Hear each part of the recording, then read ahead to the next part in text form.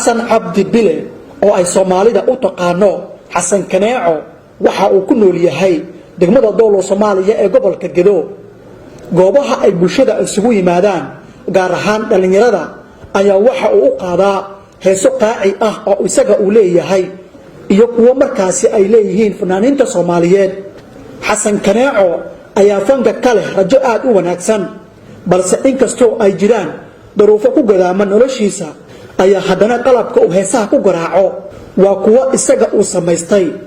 sida uu ii sheegay barashada heesaha qaaciga iyo hal abuurnimada waxa uu ku bilaabay magaalada Muqdisho ee caasimadda dalka Soomaaliya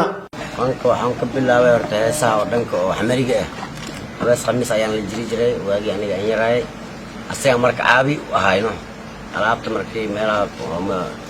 bersida ee tiyaatarka markii alaabta la dhigo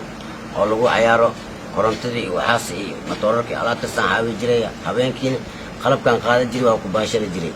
sidii horta ku bartay markaan ku bartayna magaalkan la galay waxaad iga caabi oo waxaan ana samaystay dawaa geed mareero ay geedaan tan waa xeeridii oo soorta lagu cana jiray waay kan waa maqaar lo'aad waxaan dhan fabrikadan farsamada ana aska leh warigiisna baka waa biris loogu wacaa waxtarkiiskii la yasay basqaan waa la dhahay wijiga yaa ka jira wayna waaxido wadankeenoo sameey wayna waaxido wadankeenoo sameey walbo wadanka waxkuu dhaama malee walbo wadanka xasan cabdi bile xasan kaneeco oo ay ka muuqato duruufo dhanka nolosha ah ayaa haddana rajadiisu ay tahay inuu heli doono caawin iyo nolol midan ka wanaagsan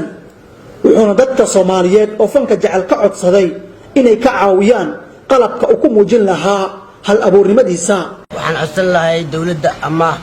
hay'adaha inay qalabkan aniga samaystay inay iga bedelaan qalab oo casri ah inay sameeyaan oo horumar gaarsiiyaan aan macnaha banaamaha la wareega oo la socda garab la'aan ayaa igu haysa fagnimada waxaan dhan ana samaystay waa geedo la isku xiray oo silig waay waxaan ka dhigtay kaban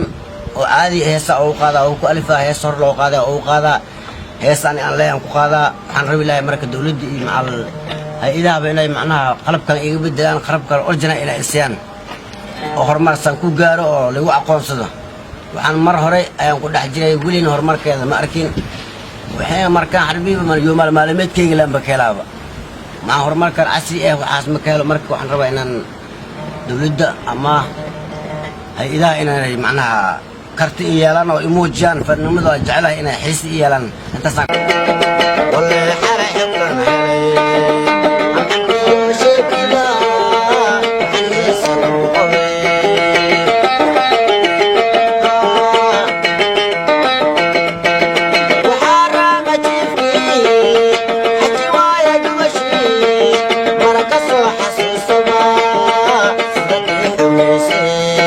Abdinur Ismaan Cabdi raadiyaha TV-ga dowlad goboleedka Soomaaliyeed ee Jubbaland Doolo Soomaaliya